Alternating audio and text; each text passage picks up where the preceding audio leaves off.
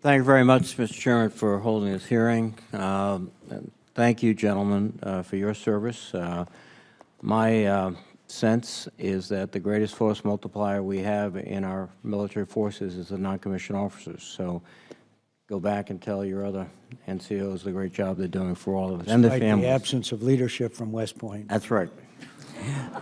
I don't know if the chairman learned this at Annapolis, but they taught us very early, before you did anything, check with the first sergeant. And if he said it was cool, then do it. And so it at least got me through without major incident. Anyway, one of the issues that, and I discovered this probably the chairman did and others might have when active service, is financial problems complicate life so dramatically for servicemen and women. And I saw something really staggering. According to DOD, every time we separate a service member, it costs the department $57,000.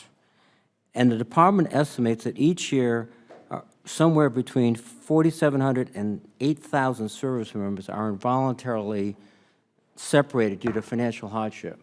That's a staggering amount of money, and it's a totally avoidable, I think. And one thing we've tried to do, and I want to thank the chairman and all my colleagues, is with the Military Lending Act, ensure there are real protections for servicemen and women and families. And in addition to that, what we've done is when we created the Consumer Financial Protection Bureau, we specifically put in an Office of Service Members Affairs, which has been led until recently by Holly Petraeus. And I'm just wondering if you can give us any sort of on-the-ground feedback about, is it helping?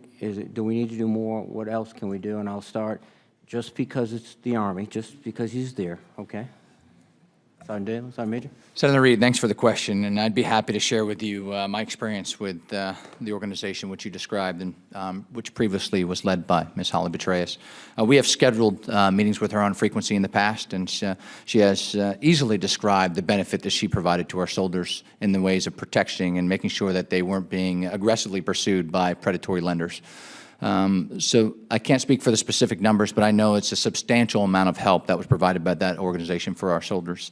It's also increased our internal agencies that provide assistance. So now soldiers are no longer going with those predatory lenders and now using things like the Army Emergency Relief Fund, which is a nonprofit organization governed by the military service or oversight by the military service that provides low and no-cost interest loans to our soldiers. So I see value in that organization, and I know that they have done great things for our service members. Chief. Thanks, Senator. You know, I know that our sailors think about when they get the calls from debt collectors, they think about mortgages, and they think about interest rates, high interest rates, and what we can do to try to help mitigate that or provide them education up front to work through all that. And like my my battle buddy here, the Sergeant Major, I've also met with Holly Petraeus prior to her retirement, and had the opportunity to speak with them about services that are provided and the education that is provided to our service members. You know, and something that we spoke about just recently is the, you know, we have this thing called the misadventures of money management that we provide to those personnel that are in our delayed entry programs to kind of start them up front on education in those regards, so things that later may affect them in life that they may not understand. And the idea is educate them early before they even get into an institution that may affect them later on involuntary separation or clearance matters that may affect, you know, money matters. So we've worked hand in hand with them. We continue a weekly battle rhythm with the office to continue to figure out any support that can be provided in the realm of financial literacy. Thank you. Sergeant Major. Good day, Senator Reed, sir. I echo my battle buddies here. We're the last one to come on board. I was reading through it this morning on the treadmill, sir, and the misadventures in money management. We actually tied it into our program for our policy for blended retirement system, which will roll out in 1 March, and we'll start to capture those numbers as well. This is a great program, a great tutorial, and starting with the delayed entry program is the right place to start. We know that. Thank you very much. And Sergeant Major Cody.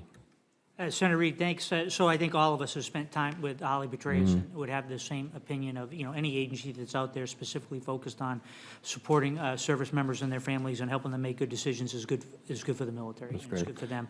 So the only thing I think I would share with you on this, especially as we talk about this blended retirement stuff, we're talking a lot about military compensation and looking all this. And to your point, money is a huge factor in just the sustainability of a family and a lifestyle.